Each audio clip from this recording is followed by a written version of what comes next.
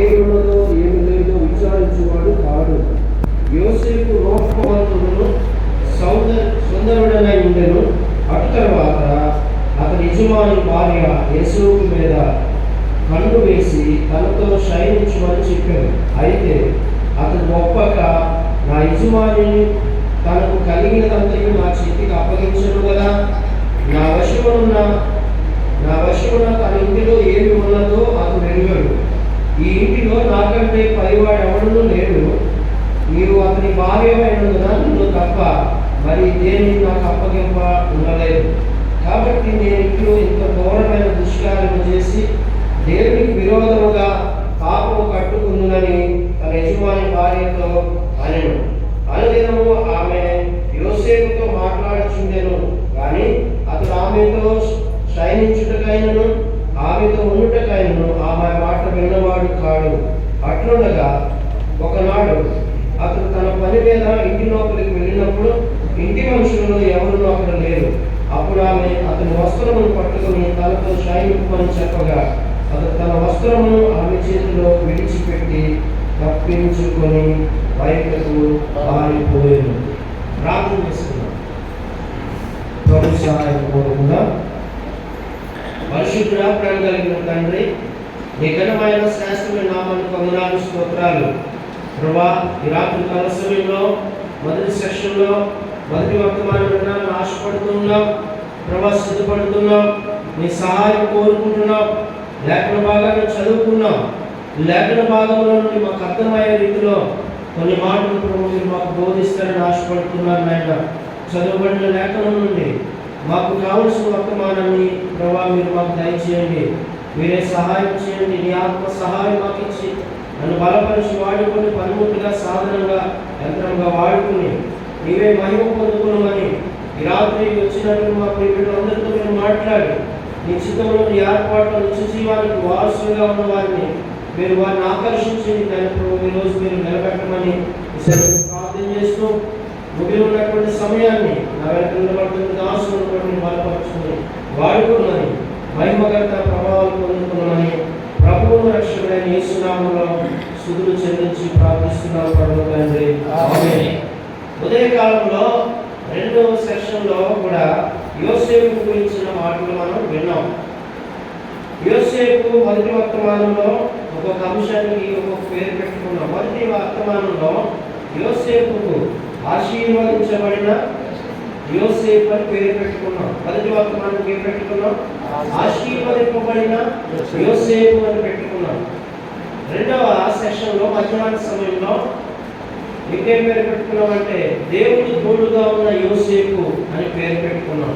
ఈరోజు ఈ రాత్రికాల సమయం మొదటి వర్తమానంలో మనం ఆలోచన చేస్తే ఈ చదివినటువంటి లేఖనాన్ని బట్టి పాపమునకు దూరమైన యోసేపు అని మనం పేరు పెట్టుకుందాం. పాపమునకు దూరమైన యోసేపు అని మనం ఆలోచన చేద్దాం. ఈ రోజున యవన కాలంలో ఉన్నటువంటి యవనస్తులుగా ఉన్నటువంటి జీవితంలో జరిగిన ఒక గొప్ప సంఘటన తన జీవితాన్ని టర్నింగ్ చేసింది. తన జీవితాన్ని ఈ రోజు ఇప్పటి వరకు కూడా ఆయన గురించి మనం చెప్పుకుంటున్నామంటే ఆ రోజున ఆయన తీసుకున్న నిర్ణయం, ఆయన తీసుకున్నటువంటి ఆ నిర్ణయాన్ని బట్టి, ఆ నిర్ణయం దేవునికి అనుకూలమైంది కాబట్టి దేవుడు యోసేపు అనేక మందికి ఆశీర్వాదకరంగా చేశాడు అనే మాటను మనం ఈ వాక్యాన్ని బట్టి మనం నేర్చుకునేటువంటి వారిగా ఉంటున్నాం. ఇక్కడ విషయం ఏంటంటే ఐగుప్తు దేశానికి బానిసగా రాబడ్డాడు. తనకంటూ అక్కడ ఎవరు లేరు, బంధువులు కానీ, మిత్రులు కానీ, స్నేహితులు కానీ ఎవరు లేనప్పటికీ దేవుడు ఆయనతో ఉన్న కారణంగా, దేవుడు తోడే ఉన్న కారణంగా యోసేపు జీవితం ఫలించింది. యోసేపు ఆశీర్వదించబడ్డాడు. యోసేపు యొక్క ఆశీర్వాదం ఆ ఐగుప్తు ఇంట్లో ఉన్నది అనే విషయాలు మనం ఆలోచన చేస్తాం. అలా ఎదుగుతున్న టైంలో మధ్యలో ఒక విచారకరమైనటువంటి సంఘటన అతని మీదకు జరగడం ప్రారంభమైంది. అపవాది యోసేపును శోధించడం ప్రారంభించాడు. అపవాది ఎలాగైనా సరే యోసేపును పాడు చేయడానికి ప్లాన్ చేశాడు. ఎలా అయినా సరే భక్తి జీవితంలో నుండి బయటకు తీసుకుని వెళ్ళి అతని జీవితాన్ని నాశనం చేయాలని ఆలోచన కలిగినటువంటి ఆ సందర్భంలో ఆ జరిగిన సిచ్యువేషన్లో ఎక్కడ కూడా అపవాదికి చోటు ఇవ్వకుండా దేవునికి మాత్రమే చోటు ఇచ్చినటువంటి వాడే ఈ యొక్క శోధన నుండి తప్పించబడి అమూల్యమైన వ్యక్తిగా, నిర్దోషమైన వాడిగా, పరిశుద్ధపరచబడిన వాడిగా యేసేపు బయటకు రాగలిగిన సందేశాన్ని ఈ రాత్రి మనం నేర్చుకోబోతున్నాం. అయితే ఈ రాత్రి కాల సమయంలో మనం ఆలోచించేద్దాం. ఇక్కడ మనం చెప్పుకున్న మాట పాపమునకు దూరమైన యోసేపు అని మనం హెడ్డింగ్ పెట్టుకున్నాం. పాపమునకు దూరమైన యోసేపును మనం చూస్తూ ఉన్నాం. యవన కాలంలో ఉన్నటువంటి యోసేపుకు అనుకోని సంఘటన ఎదురైంది. అప్పుడప్పుడే స్థిరపరచబడుతూ ఉన్నాడు. ఆ ఐగుప్తు ఇంటిలో మంచిగా సెటిల్ అయ్యాడు, మంచిగా ఆశీర్వదించబడ్డాడు. అమ్మాయి ప్రాణం హాయిగా ఉంది, నెమ్మదిగా ఉంది అనుకున్న టయానికి ఇదిగో అపవాది అనేక రకాలుగా యోసేపును శోధించడం ప్రారంభించాడు. ఎలా శోధించడం ప్రారంభించాడు? ఇంటిలో నుండే శోధన ఎదురైంది. నా ప్రియమైన సంగమా, నా ప్రియమైన సహోదరులారా, మనం కూడా కొన్నిసార్లు ఆత్మీయంగా బలపరచబడుతున్నప్పుడు, ఆత్మీయంగా స్థిరపరచబడుతున్నప్పుడు, ఆత్మీయంగా అభివృద్ధి చెందుతా ఉన్నప్పుడు కొన్నిసార్లు అపవాది మనల్ని కూడా అటాక్ చేయడానికి, వాడికి ఉన్నటువంటి అవకాశాలను వినియోగించుకుని ఎలా అయితే మనము వాడికి చిక్కుతామో, ఏ ఆశ చూపిస్తే మనం ఆయనకి లొంగుతామో అనేటువంటి ఆశలు చూపించి మనల్ని అనేక రకాలుగా ఇబ్బంది పెట్టడానికి, దేవునికి దూరం చేయడానికి, సహవాసానికి దూరం చేయడానికి, దేవుని దృష్టిలో నేరం చేసిన వారిగా చేసి దేవునికి మనకు మధ్య ఉన్నటువంటి ఆ కనెక్షన్ కట్ చేయడానికి వాడు ప్లాన్ చేసేటువంటి పరిస్థితుల్లో ఒక్కొక్క సందర్భంలో నేను అందరం కూడా వెళ్ళేటువంటి పరిస్థితి ఉంటుంది. అటువంటి సమయంలో జ్ఞానయుక్తముగా ఆలోచించిన యోసేపు జ్ఞానవంతుడుగా ఉండి దేవుని మీద ఆధారపడినటువంటి వాడే ఆ భయంకరమైన శోధన నుండి తప్పించబడినటువంటి వాడిగా ఉంటా ఉన్నాడు. చివరిలో మనం చదువుకున్నటువంటి వచనాలు మళ్ళా మరోసారి చదువుకుందాం. 10వ వచనం మళ్ళా చదువుకుందాం, అలాగే 12వ వచనం చదువుకుందాం. 11:12 అట్లుండగా ఒకనాడు అతను తన ఇంటి పని మీద ఇంటిలోనికి వెళ్ళినప్పుడు, లోపలికి వెళ్ళినప్పుడు ఇంటిలో మనుషులు ఎవరు అక్కడ లేరు.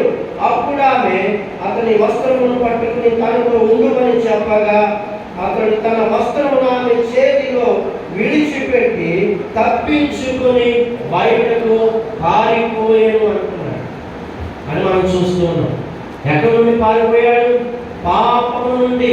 పాపము చేసేటువంటి అవకాశం వచ్చిన తన ఇంటి యజమానురాలైనటువంటి భార్య, తన ఇంటి యజమాని యొక్క భార్య యజమానురాలే వచ్చి ఈ యొక్క యోసేపును శోధించడానికి ప్రయత్నం చేస్తే జ్ఞానయుక్తంగా ఆలోచించినటువంటి యోసేపు చెబుతున్న ఒక మంచి మాటని రాత్రి మనం జ్ఞాపకంలో తెచ్చుకోవాలి. అక్కడ అంటున్నాడు, 9వ వచనం చదువుకుందాం. నీవు అతని భార్యమైనందున నిన్ను తప్ప మరి దేనిని నాకు అప్పగింపలేదు. నేను ఇట్లు ఎంత ఘోరమైన దుష్కార్యమును చేసి దేవునికి విరోధంగా పాపము కట్టుకుందునని తన యజమాని భార్యతో అంటున్నాడు. యజమానురాలు వచ్చి యోసేపును ప్రేరేపిస్తా ఉంది. యోసేపు యవన కాలంలో ఉన్నాడు, యోసేపు ఆశీర్వదించబడిన వాడికి ఉన్నాడు. యోసేపు యొక్క సమస్తాన్ని ఎరిగినటువంటి యజమానురాలు వచ్చి యోసేపును పాపం చేయమని ప్రేరేపిస్తూ ఉంటుండగా యోసేపు ఎక్కడ కూడా అవకాశం, పాపానికి అవకాశం లేకుండా, అపవాదికి అవకాశం ఇవ్వకుండా తాను ప్రయత్నం తాను చేస్తూ అనేక సార్లు అంట, మనం ఒకసారి చెప్పింది కాదు, చాలా సార్లు అతనితో ఏ విధంగా మాట్లాడుతూ వచ్చింది. చాలా సార్లు కూడా ఆమె మాట విన్నవాడు కాదు, పాపం చేయడానికి ఒప్పుకున్నవాడు కాదు, పాపం చేయడానికి ఆమె మాటలు విన్నవాడు కాదు, పాపం చేయడానికి ఒప్పుకోకుండా పాపం నుండి బయటపడే మార్గాలు ఏర్పాటు చేసుకున్నటువంటి యోసేపును మనం చూస్తూ ఉన్నాం. చివరిలో ఒక్కొక్కసారి మళ్ళా చెబుతా ఉంటాను యజమానురాలతో, నేను ఇంత ఇట్లు ఘోరమైన దుష్కార్యము చేసి నా దేవుని దృష్టిలో నేను ఎలా పాపము కట్టుకుందును, ఈ లోక సంబంధమైనటువంటి కోరికలైనా అదుపు చేసుకుని ఎవరి కాలంలో ఉన్నా సరే తన ఎవరి ఇచ్చలను బట్టి ఆ ఎవరి కాలంలో ఉన్న కోరికలను ప్రక్కన పెట్టి నా దేవుడు నన్ను చూస్తున్నాడు, నా దేవుడు నన్ను ప్రేమిస్తున్నాడు, నా దేవుడు నన్ను పరిశుద్ధపరిచాడు, నా దేవుడు నాకు తోడుగా ఉన్నాడు, ఆయన దృష్టిలో ఎంత ఘోరమైన పాపం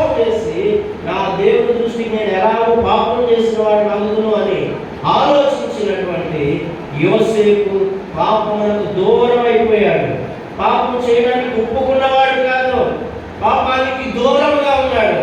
ఈ రోజు నా ప్రియమైన సహోదరులారా, నా ప్రియమైన యవనస్తులారా, ఈ రాత్రి కాల సమయంలో దేవుడు కూడా నిన్ను కూడా ప్రశ్నిస్తున్నాడు.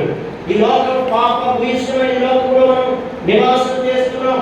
పాపుల మధ్య మనం తిరుగుతున్నాం. పాపులతో కలిసి స్నేహం చేస్తున్నాం. పాపులతో కలిసి లోకంలో మనం సహవాసం చేస్తూ తిరిగి రావాల్సిన పని ఉంది. పాపుల మధ్య పని చేయాల్సిన అవసరం ఉంది. పాపుల మధ్య చదువుకోవాల్సిన అవసరం ఉంది. పాపుల మధ్య అనేక రకాలుగా మనం ఈ లోకయాత్ర గడపవలసిన బాధ్యత కలిగినటువంటి వ్యక్తులుగా మనం ఉంటున్నాం. అయితే పాపులతో కలిసిపోయినటువంటి జీవితం నీవు నేను ఉంటున్నామా ఆలోచన చేయాలి. మనల్ని దేవుడు రక్షించుకున్నాడు. దేవుడు మనల్ని కొనుక్కున్నాడు.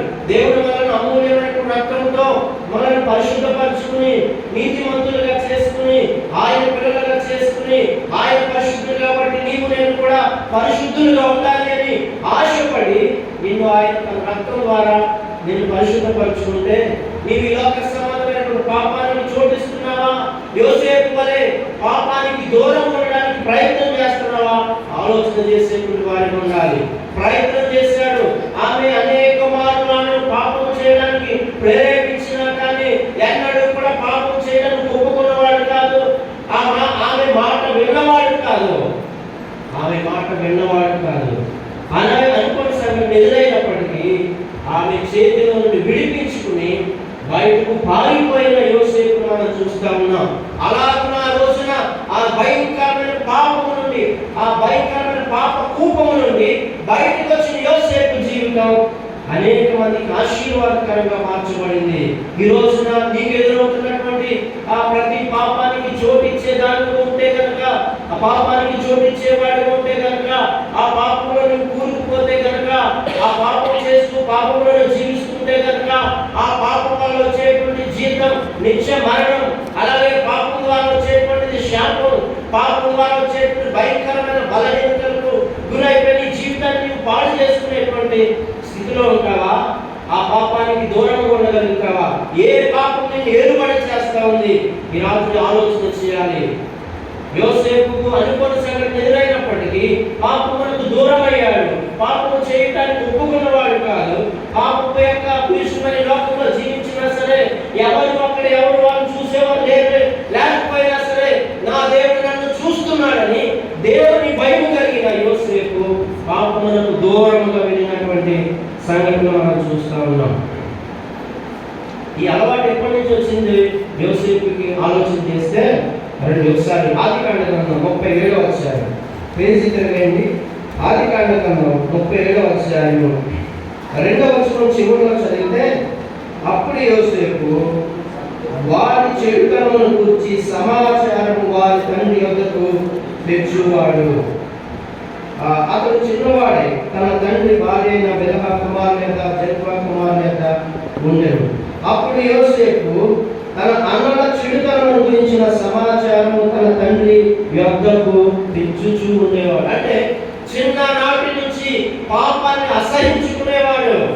చిన్ననాటి నుండి పాపం చేయడం అన్నా, పాపం చేసేవారిని చూసినా తనలో ఒక భయంకరమైన ఆలోచనతో అన్నలు తను పాపం చేస్తున్నారు, చెడు మార్గంలో బ్రతుకుతా ఉన్నారు అని తన తండ్రికి తన అన్నలు చేసేటువంటి ప్రతి చెడుతనం గురించి తన తండ్రికి తెలియజేస్తూ వచ్చేవాడు. అంటే చిన్ననాటి నుంచి కూడా చెడుతనానికి అవకాశం లేకుండా, పాపానికి అవకాశం లేకుండా యోసేపు జీవించగలిగాడు. ఈ రోజున యోసేపు యొక్క జీవిత చరిత్రను మనం తెలుసుకొని ఆయన ద్వారా, ఆ భక్తుల ద్వారా మనం కూడా ఆశీర్వాదానికి కారణమవడానికి పరిశుద్ధాత్ముడు ఆయన గురించి లేఖనాలన్నీ కూడా వ్రాయించిన సంగతిని మనం ఆలోచన చేస్తున్నాం. అయితే నా ప్రియమైన సహోదరులారా, ప్రియమైన యవనస్తులారా, మీ జీవితం ఎలా ఉంటా ఉంది? మీ కోరికలు ఎలా ఉంటున్నాయి? మీ చూపులు ఎలా ఉంటున్నాయి? మీ ప్రవర్తన ఎలా ఉంటా ఉంది? నన్ను ఎవరు చూడట్లేదు కదా అనుకుంటున్నారా? నా భార్యకు తెలియదు కదా అనుకుంటున్నారా? నా భర్తకు తెలియదు కదా అనుకుంటున్నారా? నా తల్లిదండ్రులకు తెలియదు కదా అనుకుంటున్నారా? కానీ సమస్తాన్ని ఎరిగినటువంటి వారు ఆయన ఉన్నారు. ఆయన మన ప్రభువైన యేసుక్రీస్తు ప్రభువు. ఆయన మనల్ని ఎరిగినవాడు, ఆయన మనందరినీ ఎరిగినవాడు, ఆయన మనల్ని చూసే దేవుడు, ఆయన సమస్తాన్ని పరిశోధించే దేవుడు. నీ ప్రవర్తన విషయంలో నీవు ఎలా జీవిస్తున్నావో ఆయన ముందుగా బాగుగా ఎరిగినటువంటి దేవుడు. ఆయన నీ జీవితం ఈ రోజున అపవాదికి ఇస్తే కనుక నీ జీవితం పాడైంది. నీ జీవితాన్ని ప్రభువుకి అప్పగిస్తే కనుక నీ జీవితంలో అనేకమైన ఆశీర్వాదకరమైన కార్యాలు చూడడానికి ప్రభు అవకాశం చేరుకున్నవాడిగా ఉంటా ఉన్నాడు. చెప్తా ఉన్నాడు, నేను ఎంత ఘోరమైన దుష్కార్యం చేసి నా దేవుని దృష్టిలో నేను ఎలాగో పాపము కట్టుకుందును అని పాపమును విడిచాడు. పరిశుద్ధతను కాపాడుకున్నటువంటి యోసేపును మనం చూస్తూ ఉన్నాం.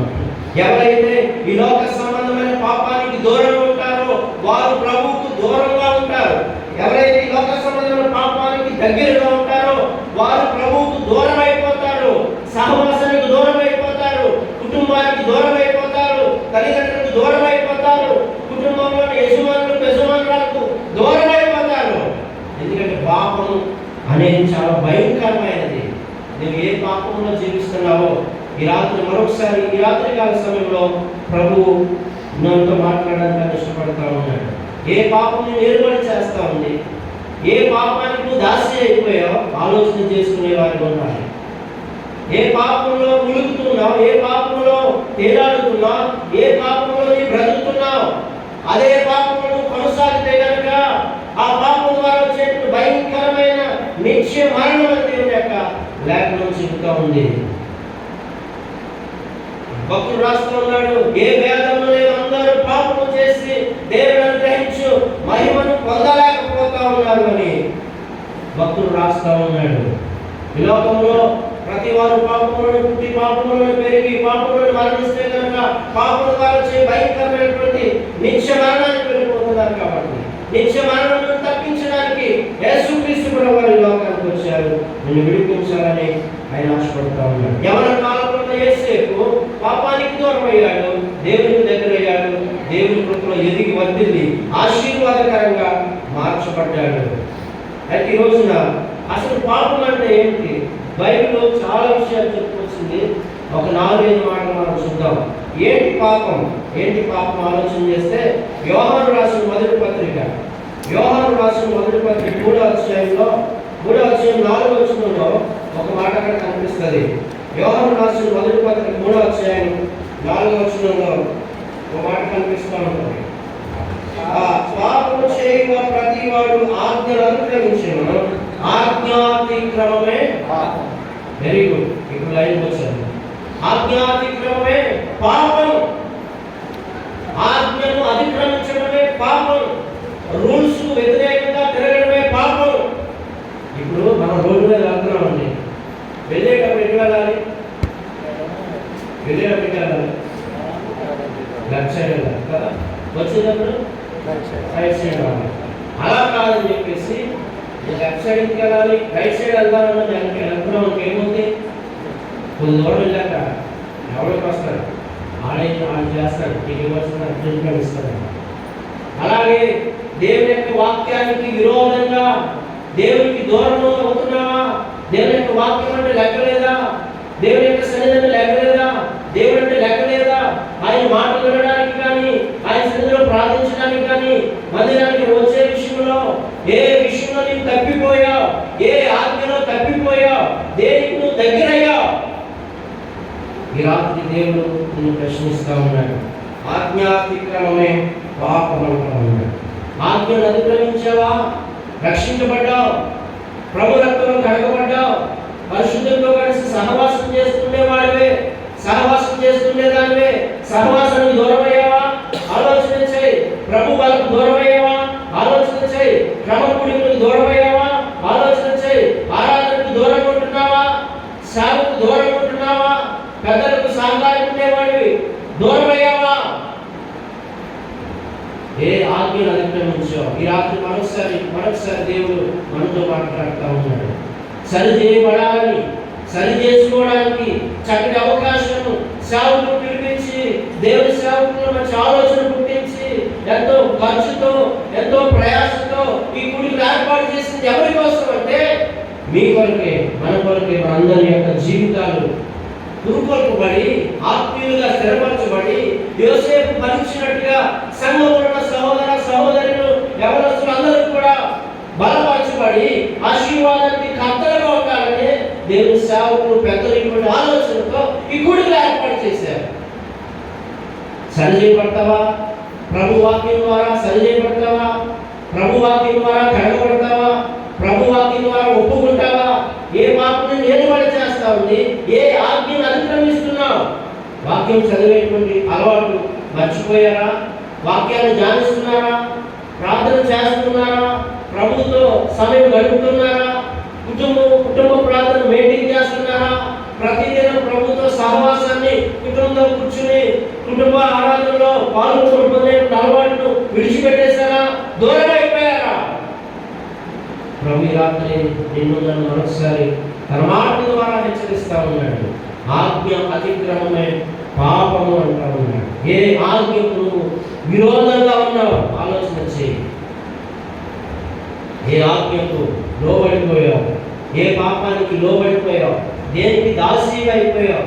దేనికి దాసుడిగా ఉంటున్నావు? ఏది నిన్ను నడిపిస్తా ఉంది? ఏ ప్రభావం నీ మీద పనిచేస్తా ఉంది? ఈ రోజున ఆలోచన చేయాలని ప్రభు కోరుతూ ఉన్నాడు. ఆజ్ఞాతిక్రమమే పాపం. ఒకటి, ఆజ్ఞాతిక్రమమే పాపం. యోహాను మొదటి పత్రిక 5వ అధ్యాయం 17వ వచనం. అదే యోహాను పత్రిక 5వ అధ్యాయం 17వ వచనం. సకల దుర్నీతి పాపము. సకల దుర్నీతి. ఏ నీతి చెప్పాలి? ఏ నీతి రామా? దుర్నీతి అన్నాడు. దురాశ చెప్పాలి. దురాశ అది ఎందుకంటే మీరు చెప్తారు. దురాశ దుఃఖానికి చేయదు. ఆశ ఉండొచ్చు కానీ దురాశ మాత్రం ఉండకూడదు. నీతిగా ఉండాలన్నాడు దేవుడు. మనల్ని నీతిమంతులుగా చేశాడు ఆయన. ఏ మనుషుడు నీతిమంతుడు కాదు. రోమీయులకు రాసిన పత్రిక 3వ అధ్యాయంలో చెప్తున్న ప్రకారం నీతిమంతుడు లేడు, ఒక్కడును లేడు అంటున్నాడు. అలాంటి టైంలో నీతిమంతుడైన ప్రభు వారి లోకానికి వచ్చి నీతిమంతుడి రక్తం చిందించడం ద్వారా మనల్ని ఉచితంగా నీతిమంతులుగా చేసుకున్నాడు. నీతిమంతులుగా ఉండాలని కోరుకుంటున్నాడు. అయితే ఏ నీతి ఉంది నీలో? దేవుడు కోరుకున్నట్టుగా, దేవుడు ఆశపడేటట్టుగా నీ భక్తి జీవితం నీతిగా ఉందా లేదా దుర్నీతిగా ఉందా? దురాలోచనలతో ఆలోచిస్తూ, దుర్నీతితో బ్రతుకుతూ, దురాశతో బ్రతుకుతూ ఈ లోక సంబంధుల పాపానికి బానిసడు అయితే నీకు నష్టపోతావు. ఈ లోకంలో శ్రమలు అనుభవించవలసిన అవసరం ఉంది. ఆలోచన చేయి నా ప్రియమైన సహోదరుడా, నా ప్రియమైన సహోదరుడా. ఈ రాత్రికాల సమయంలో సకల దుర్నీతి కూడా పాపమని, నీతిగా జీవించకపోవడమే, యథార్థంగా జీవించకపోవడమే పాపమని దేవుని యొక్క లేఖనం చెబుతోంది. దేవుని మాటలు వినకపోవడమే పాపమని చెబుతా ఉంది. దేవుని వాక్యాలను లోబడుతున్నావా? దేవుని విధేయుడిగా ఉంటున్నావా? ఆలోచన చేసుకునే వారిగా ఈ రాత్రి ఉండాలని ప్రభు కోరుకుంటా ఉన్నాడు. మూడవది మనం చూసినట్లయితే సమూయేలు మొదటి గ్రంథం 12వ అధ్యాయం 23వ వచనం. సమూయేలు మొదటి గ్రంథం 12వ అధ్యాయం 23వ వచనం. సమూయేలు మొదటి గ్రంథం 12వ అధ్యాయం 23వ వచనం.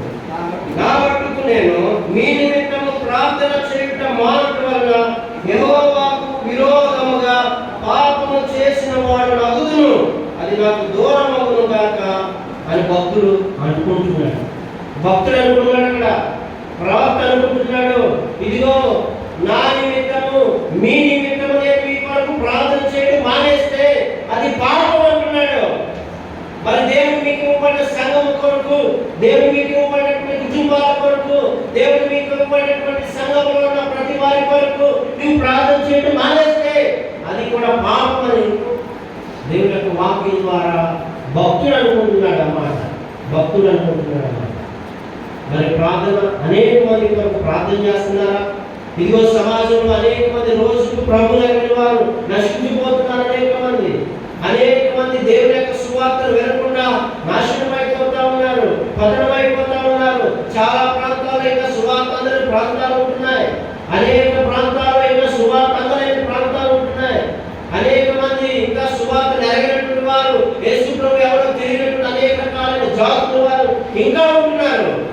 నశించిపోతున్నటువంటి ఆత్మల పట్ల, భారతదేశం పట్ల, మన రాష్ట్రం పట్ల, మన జిల్లా పట్ల, మన మండలం పట్ల, మన గ్రామం పట్ల, మన సంఘంలో వారి పట్ల, మన పేటలో వారి పట్ల బాధ్యత కలిగి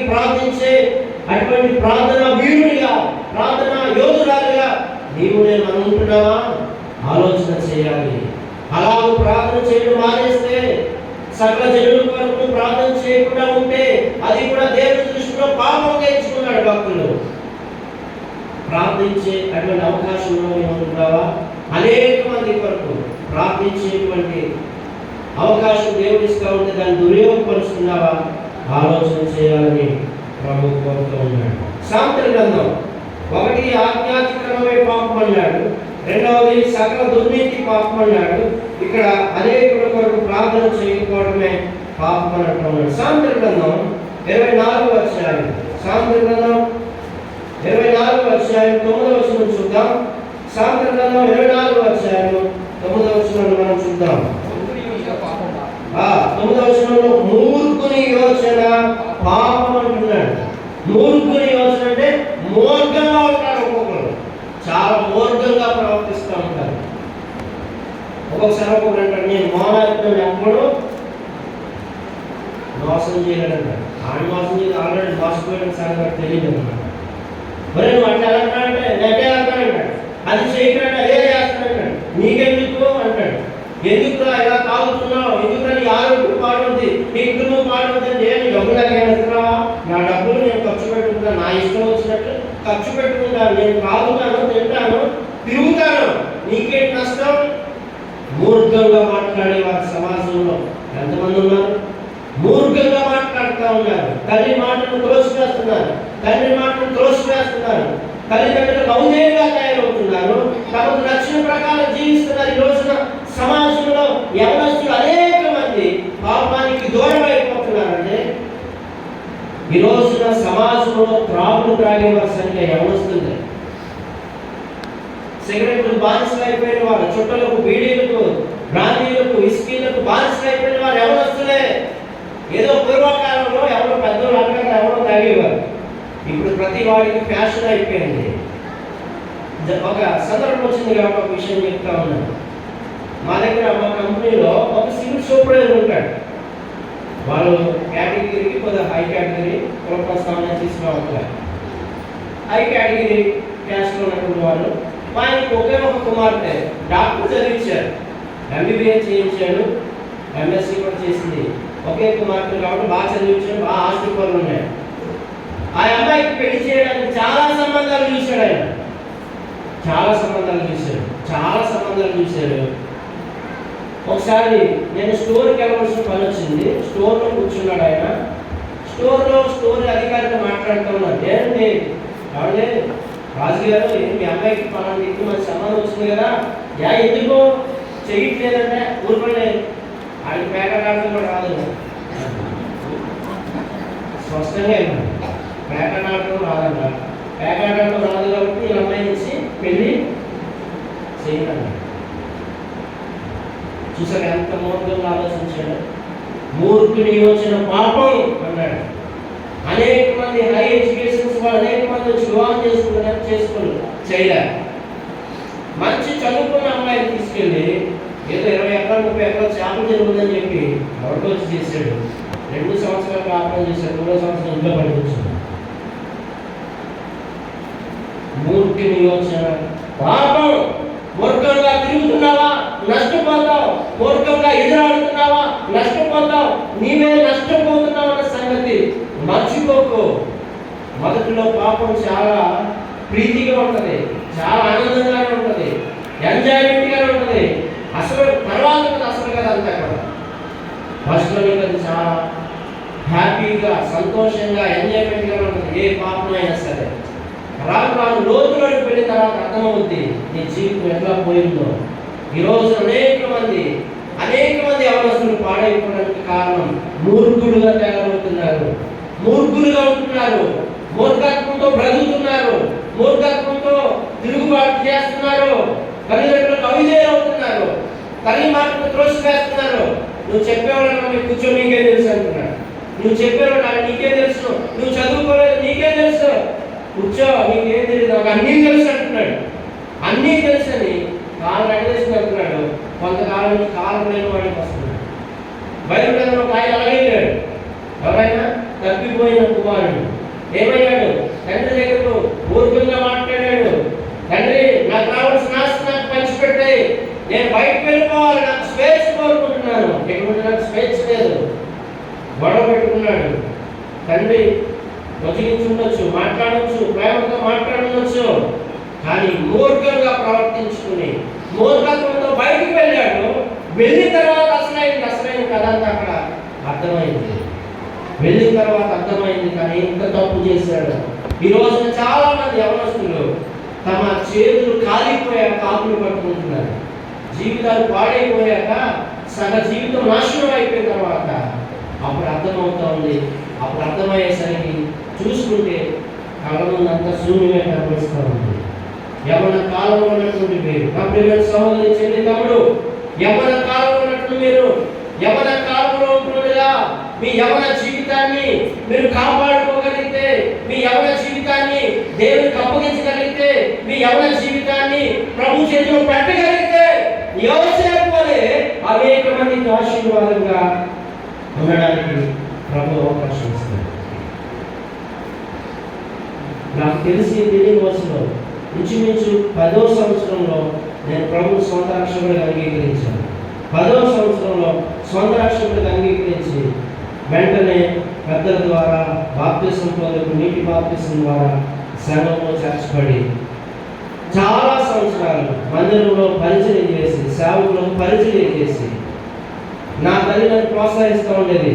అరే, నువ్వు బాప్తిసం తీసుకున్నావు, నువ్వు ప్రభు రక్తంలో కడగబడ్డావు, నీ జీవితం చాలా యోగ్యకరంగా ఉండాలి, నీ ప్రవర్తన విషయంలో నీ జాగ్రత్తగా కనిపెట్టుకుని ఉండాలి అని నా తల్లి ప్రోత్సహిస్తూ ఉండేది. మందిరంలో పరిచయం చేయాలనేది, మందిరంలో డ్రమ్ము కొట్టాలనేది, మందిరంలో కూర్చోవాలనేది, మందిరంలో పాటలు పాడాలనేది. మా నాన్నగారు అప్పటికి ఆ సంఘంలో జీడియం సంఘంలో పెద్దగా పనిచేస్తున్నారు. ఒకవేళ ఏదైనా రోజున నేను ఆయా సందర్భాలు వాక్యం చెప్పే సమయాలు నేను కనుక బయటకు వస్తే నేను ఎక్కడున్నానో కనుక్కుని వచ్చి నన్ను ఈ వేలుతో ఇలా వెనకతో దీని వీటి మీద కొట్టిన మరి మా నాన్నగారు తీసుకెళ్ళి మందిరంలో కూర్చోబెడుతూ ఉండేవారు. అప్పటి నుంచి మా నాన్న చూస్తాడని, మా అమ్మ చూస్తుందని మందిరానికి వెళ్ళినప్పుడు నేను ఏనాడు కూడా మందిరంలో బయటకు వచ్చి ఉండేవాడిని కాదు. ఆ కాలంలో ఆదివారం అంటే పండగగా ఉండేది. నాకు ఆదివారం ఎప్పుడు వస్తుందని ఎదురు చూసి ఉండేవాడిని. అలా ఉన్న దేవుని యొక్క పరిచారకుడిగా ఏర్పడిన తర్వాత కొన్ని సంవత్సరాలకు ప్రభు యొక్క వాక్యం ద్వారా మీరు సర్వలోకమునకు వెళ్ళి సర్వ సృష్టికి నా సువార్తను ప్రకటించండి అనే వాక్యం నన్ను ప్రేరేపిస్తే కొంతమంది సేవకులు కూడా వెళ్ళి ఆయా ప్రాంతాల్లో వారితో కలిసి సువార్త పత్రికలు పంచి సువార్త చేస్తూ ఉన్నప్పుడు ఆ సేవకులు కొంతకాలానికి సువార్తను ప్రకటించే కార్యక్రమాలు విరమించుకుంటే మరలా ప్రభు నన్ను ధైర్యపరిచి ఆ భారాన్ని నీవే తీసుకుని నీవే సువార్త టీమును నడిపించు అని దేవుడి యొక్క వాక్యం ద్వారా ప్రేరేపిస్తే 2016లో యేసుక్రీస్తు సువార్త బృందం అనేటువంటి ఒక పేరు మీద స్థానిక సంఘంలో యవనస్తులను మన సంఘాల్లో కొంతమంది సువార్తలు ఏర్పాటు చేసుకుని ఇంచుమించుగా 222 గ్రామాల్లో సువార్తను ప్రకటించి ప్రతి నెల 2వ సోమవారం 2వ మంగళవారం కానీ నా ఎవరిని బట్టి సువార్తను ప్రకటించాం. 224 గ్రామాల్లో దేవుని యొక్క సువార్తను ప్రకటించాం. చాలా ఏజెన్సీ ప్రాంతాలకు వెళ్ళి దేవుని సువార్తను ప్రకటించాను. అలా ప్రకటిస్తున్న కారణంలో అలాగే బాధ్యతగా సంఘంలో పెద్దలకు పరిచారకుడిగా ఉండి పెద్దలు గుర్తించిన తర్వాత వాక్యం చెప్పేటువంటి అవకాశం ఇచ్చినప్పుడు ప్రభు యొక్క ప్రేరణ ద్వారా ప్రార్థన పూర్వకంగా స్థానిక సంఘంలో వాక్యాన్ని ప్రకటిస్తూ ఉన్నప్పుడు మరలా దేవుడు బలపరిచి ఇదిగో అనేక గ్రామాల్లో సువార్తను ప్రకటించాం. సువార్త అందని స్థలాలు చాలా ఉన్నాయి, సువార్త సంఘాలు లేని స్థలాలు ఉన్నాయి. మన క్రైస్తవ బ్రదర్ క్రిస్టియన్ అసెంబ్లీస్ లేని సంఘాలు చాలా స్థలాలు ఉన్నాయి. ఆ స్థలంలో సంఘాన్ని ఏర్పాటు చేయాలి దేవుని యొక్క వాక్యం ద్వారా ప్రేరేపించబడి కొత్తగా జగన్ గారి స్థలాలు ఇచ్చినటువంటి జగన్ కాలనీ అని మా ఊరు నుండి ఇంచుమించు 4 కిలోమీటర్ల సమీపంలో ఆ కాలనీకి వెళ్ళి అక్కడ ఒక సంఘాన్ని కట్టి ఆ సంఘంలో కొంతమంది అక్కడ దేవుడు నడిపించాడు. ఈ రోజున మొన్ననే ఈ నెలలో 9వ తారీఖున దేవుని సేవకులు రాజకుమార్ అన్న గారు పెద్దలు మరి కొంతమంది ఆ డెల్టా ప్రాంతంలో సేవకులు అందరూ వచ్చి ఆ సంఘాన్ని ఆ మందిరాన్ని ఓపెన్ చేయడానికి ప్రభు అవకాశం ఇచ్చాడు. ఈ రోజున అలాగే కనుపులో మున్సిపల్ ఆఫీస్ దగ్గర ఒక అన్య ప్రాంతంలో సువార్త కూడికను నడిపిస్తూ అక్కడ కొంతమందికి దేవుని సువార్తను ప్రకటించేటువంటి ఆ బాధ్యతను భారాన్ని నా మీద పెట్టాడు. ఆ దేవునికి అనుకూలుడిగా ఉన్నాను, దేవునికి ఇష్టడిగా ఉన్నాను, దేవునికి భయం భక్తి కలిగినట్టు నన్ను దేవుడు నన్ను ప్రేమించి నా తల్లి నాకు 21వ సంవత్సరం రాకుండా వివాహం చేసింది. దేవుడు యోగ్యమైన భార్యనిచ్చాడు, అర్థం చేసుకునే భార్యనిచ్చాడు, గుణవంతమైన భార్య దొరుకుతుందన్నట్టుగా ఆ భార్యనిచ్చాడు. నన్ను నా భార్యను ప్రేమించి దేవుడు నాకు 3 కుమారులు ఇచ్చాడు. 3 కుమారులు, ఇద్దరు కుమారుల తర్వాత సమయం సందర్భం వచ్చింది కాబట్టి ఈ విధంగా చెప్పాలని ఆశపడుతున్నాను. 2 కుమారుల తర్వాత మేము ఆఫ్ చేయాలనుకున్నాం. అనుకున్న నా భార్యకి ఆపరేషన్ అయింది. మరలా కొంతకాలం 2 సంవత్సరాలకి మరలా నా భార్య గర్భం తెరిచింది. ఆ విషయం నాకు తెలియదు, మా అమ్మకి తెలియదు. మా అమ్మగారు హాస్పిటల్ తీసుకెళ్లారు. ఏంటి ఇలా జరిగిందని చెప్పేసి డాక్టర్ మేడం గారు స్కాన్ చేసి మరలా మీ యొక్క గర్భంలో మరొక బిడ్డ పుట్టబోతున్నాడని చెప్పింది. నేను అసాధ్యం కదా, ఎలా సాధ్యమైందంటే మేడం చెప్పింది, కొన్నిసార్లు అలా జరుగుతుంది. దేవుడు చిత్తమేంటో దేవుడు మరలా జ్ఞాపకం చేసుకున్నాడు అన్నారు. అలాగే దేవుడు మరొక కుమారుని బహుమానం ఇచ్చాడు. అలాగే కొనసాగుతున్న క్రమంలో లాస్ట్ 2024 సంవత్సరం డిసెంబర్ నెలలో నా 2 బిడ్డలకు ఒకేసారి ప్రమాదాలు జరిగినాయి. అయినప్పటికీ దేవుడు నా బిడ్డలను చనిపోయే తీసుకెళ్ళిపోయినా దేవుడు నా పిల్లలను కాపాడాడు. దేవుడు నా పిల్లలను క్షేమంగా ఉంచాడు. చచ్చిపోయినప్పుడు నా కుమారులను తిరిగి నాకు బతికి అప్పగించాడు. ఈరోజు దేవుడి సేవలో పరిచయంలో పిల్లలు ఉండడానికి, ఒక ఆశీర్వాదకరమైన కుటుంబంలో ఉండడానికి దేవుడు నా పట్ల ఘనమైన కార్యం చేశాడు. ఇదంతా నా తెలివిని బట్టో నా జ్ఞానం బట్టో నేను చేసుకున్న ఈ ఇదిని బట్టో కాదు, కానీ నా ప్రభు నా పట్ల జరిగించిన ఘనమైన కార్యాలు. నా ప్రభుకు నేను దాసులను అప్పగించుకున్నాను. ఎవరి కాలంలో నేను తెలిసి తెలియని వయసులోనే 10వ సంవత్సరంలోనే ప్రభువుని అనుకుని నీటి బాప్తిసం పొందుకొని ప్రభు వాళ్ళని పాల్గొని పొందేటువంటి వాడి నన్ను ఈ రోజున ఒక సంఘానికి కాపరిగా దేవుడు చేశాడు. ఒక ప్రాంతంలో సువార్త గుడిని నడిపిస్తూ అన్ని ప్రాంతంలో దేవుని సువార్తను ప్రకటించే స్థలాన్ని ఇచ్చి అక్కడ కూడా దేవుడు పరిచయం చేయడానికి అవకాశం ఇచ్చాడు. ఇలాగ దేవుడిని ఆశీర్వదించాడు. ఇది నా గొప్పతనం కాదు, నా ప్రభు నా పట్ల కలిగి ఉన్న ప్రేమను బట్టి, నా ప్రభు నాకు ఇచ్చిన ఆధిక్యతను బట్టి నేను ఈ రోజున ఇలాగ విమర్శించబడొచ్చి ఇది అన్నోళ్ళతో కలిసి అయోగ్యులైన నన్ను కూడా ప్రభువును జ్ఞాపకం చేసుకుని అన్నను జ్ఞాపకం చేసుకుని ఈ మధ్యగా చిన్న వాక్య పరిచయం చేసే యోధుడిగా దేవుడు నన్ను చేశాడు. ఇది నా జీవితం. ఈ రోజున మీ జీవితాలు కూడా దేవుడికి సమర్పించుకుంటే, ఎవరి కాలంలోనే ప్రభు కొరకు త్యాగం చేస్తే, ఎవరి కాలంలోనే ప్రభు పక్షాన్ని నిలబడగలిగితే దేవుడు కూడా మీ పక్షాన్ని నిలబడతాడు. ఒక ఆశ్చర్యకరమైన అద్భుతకరమైన జీవితాన్ని యవనస్తుల్లో మీకు మాకు అందరికీ ఇవ్వడానికి సిద్ధంగా ఉన్నటువంటి దేవుడే. కాబట్టి ఎలాంటి పాపంలో మురుగుతున్నాం, ఎలాంటి పాపానికి దగ్గర అవుతున్నాం, ఎలాంటి పాపానికి నీవు సమీపం అవుతున్నావు ఆలోచన చేసేవారికి ఉండాలి. పాపాన్ని విసర్జించిన యోసేపు జీవితం ఆశీర్వదించబడింది. పాపం నుండి దూరంగా వెళ్ళినటువంటి యోసేపు జీవితం ఆశీర్వాదానికి కాకుడయ్యాడు. యోసేపు జీవితం దేవునికి అనుగుణంగా ఉన్న కారణంగా, పాపానికి ద్వేషించిన కారణంగా, పాపం చేయకుండా పవిత్రంగా కాపాడుకున్న కారణంగా తన జీవితం అనేక మందికి ఆశీర్వాదకరంగా మార్చబడిందనే విషయాన్ని మనం తెలియజేసుకుంటున్నాం. మొదటిగా పాపం అంటే ఆజ్ఞాతిక్రమమే పాపం. పాపం అంటే సకల దుర్నీతి పాపం. పాపం అంటే ప్రార్థన చేయకపోవడమే పాపం. పాపం అంటే మూర్ఖుని యోచన, మూర్ఖంగా మాట్లాడడం, మూర్ఖంగా తిరగడమే పాపం అని చెప్పేసి ఆలోచన చేస్తున్నాం. చివరిగా యాకోబు రాసిన పత్రిక 4వ అధ్యాయం 17వ వచనం ఆలోచన చేద్దాం. యాకోబు రాసిన పత్రిక 4వ అధ్యాయం 17వ వచనంలో కూడా అక్కడ ఒక మాటను తెలియజేస్తాము. 4వ అధ్యాయం 17వ వచనంలో, కాబట్టి మేలైనది చేయనెరిగియో అలాగూ చేయని వారికి పాపము, చెప్పాలి, పాపము కలుగును. మేలైనది చేయకపోవడమే పాపం. ఏది మేలు, ఏది యోగ్యత, ఏది ధన్యత అది చేయకుండా ఉంటున్నావనుకో అది పాపం అని దేవుని చెప్తుంది. ఇందాక అన్న రాజకుమార్ గారు మాట్లాడుతూ మనం చేతనైతే సహాయం చేయాలంటే కానీ ఎన్నడూ ఎవరికి కీడు మాత్రం చేయకూడదు. నీకు సామర్థ్యం ఉంటే, నీ దగ్గర శక్తి ఉంటే, నీ దగ్గర బలం ఉంటే, నీ దగ్గర బలం ఉంటే సహాయం చేయి, మేలు చేయి. కీడు మాత్రం కలలో కూడా ఊహించుకోకూడదన్న అది మాత్రం అందరూ 100% కనిపించింది. మనం కీడు చేసేవారి ఉండకూడదు, మేలు చేసేవారి ఉండాలి. ఒకవేళ ఎదుటి వారికి మేలు చేయడానికి నువ్వు నష్టపోయినా పర్వాలేదు, నువ్వు అవమానపరచబడినా పర్వాలేదు, నువ్వు ఒక మెట్టు కిందకి దిగినా నీకేం నష్టం కాదు. ఎదుటి వారి మేలు కోరుకుంటే అది నీ జీవితానికి ఆశీర్వాదం. యోసేపు కూడా అదిగో తన యజమానురాలు ఇలా చేసిందని ఎవరి దగ్గర చెప్పలేదు. నన్ను అన్యాయంగా చెరసాల్లో వేశారు, నన్ను అన్యాయంగా ఇరికించారు అని ఎక్కడ వచ్చిన మాట ఎవరికి క్లూ కూడా లేదు. తన యజమానురాలని గౌరవించాడు, తన యజమాని గౌరవించాడు, యజమాని చెప్పినట్టుగా చేశాడు. యజమాని చెరసాల్లోకి వెళ్ళమంటే చెరసాల్లోకి వెళ్ళాడు. కొంతకాలం వెయిట్ చూశాడు. కొంతకాలానికి ఏ రాజు అయితే చెరసాల్లో వేశాడో అదే రాజు మరణ బయటకు తీసుకొచ్చాడు. అదే రాజు ప్రశస్త వస్త్రం ఇచ్చాడు, బొంగలు పెట్టాడు, బంగారం చేశాడు, తన రథం మీద ఎక్కించాడు, ఊరేగించాడు. చూసారా, నీవెక్కడ పడిపోయావో అక్కడే దేవుడు చెప్తాడు. ఇలా నేను వస్తున్నప్పుడు చక్కటి పాట పాడాను, నాకు చాలా ఇష్టమైన, చాలా ఆనందించాను. చక్కటి పాట ఏదైనా చేస్తారైనా సంవత్సరాలు ఆయన ఎన్ని వాళ్ళు ఆయన చేయగలిగిన సమర్థుడే.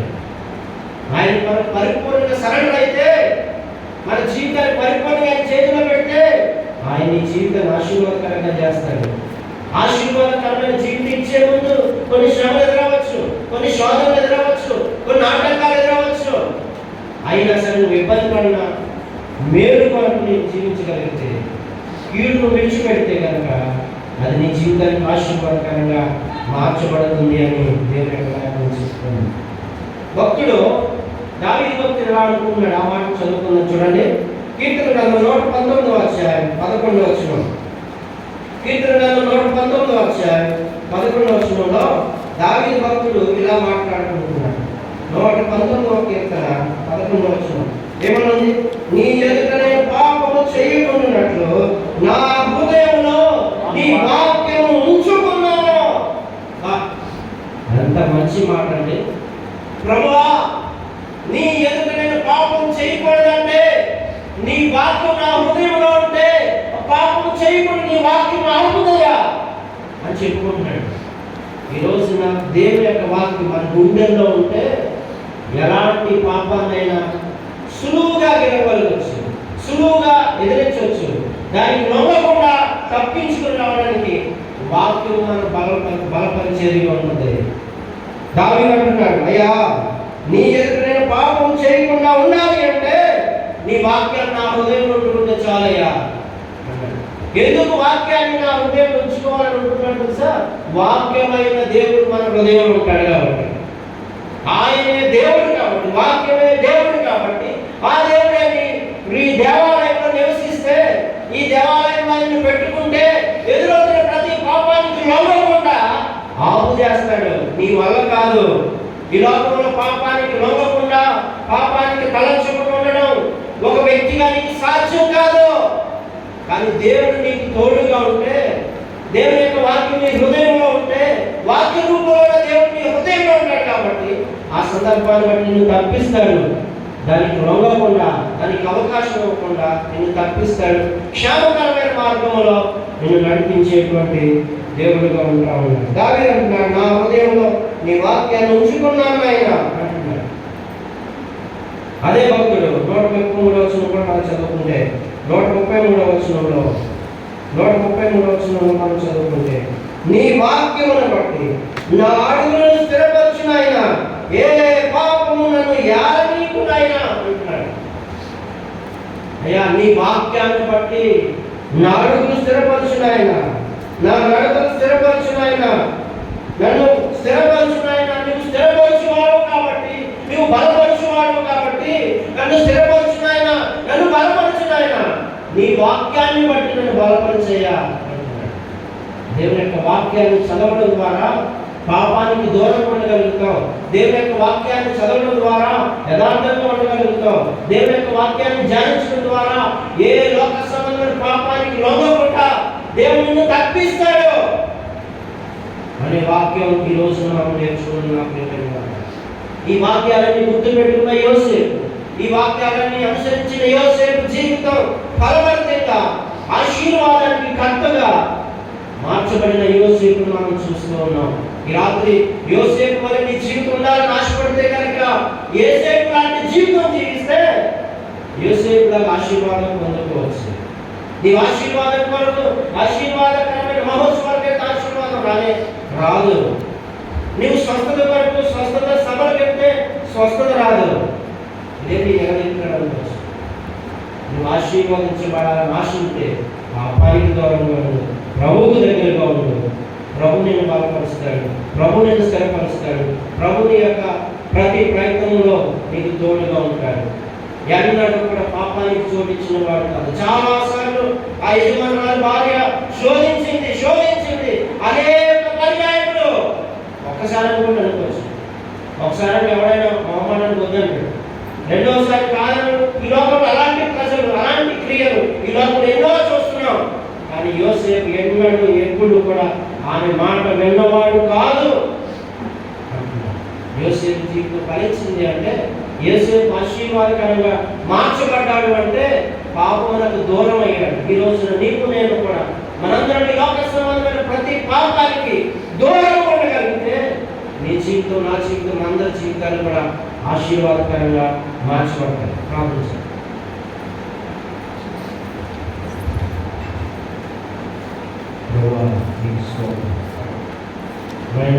యోసేపు జీవితంలో నుంచి కొన్ని విషయాలు నేర్పిస్తున్నట్టు ఈ రాత్రి పాపమునకు దూరమైన యోసేపును నేను చూశాను.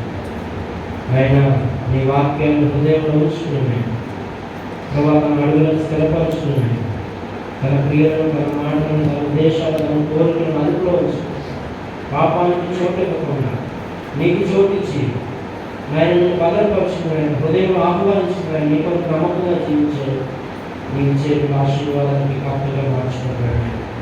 అటువంటి లేఖనం వారికి మాతో మాట్లాడారు. మేము కూడా అప్పుడు ఈ లోక సంబంధం ప్రతి పాపానికి బలహీనంగా లోబడిపోకుండా, ప్రభా మేము దానికి దగ్గర అవ్వకుండా, ప్రభా నీకు దగ్గర అయింది నీవు ఇచ్చే బలవంతమైన జీవితాన్ని పొందుకుని ఆశీర్వాదకరమైన భాగ్యం దయచేయండి. ప్రభా మీరు ఇచ్చిన వర్తమానాన్ని స్తోత్రం చెల్లిస్తాం. ప్రభా మన నగరం నిలబడతాను, మీ దాసులు బహు బలముగా వాడుకుని మంచి జీవానికి ఏర్పాటు చేసిన వారిని బయటకు తీసుకురావాలి. మీ ఆత్మకార్యం మీ ఆత్మ జరిగించడం మహిమ పొందుకొని యేసు నామములో ప్రార్థించి వేడుకుంటున్నాను.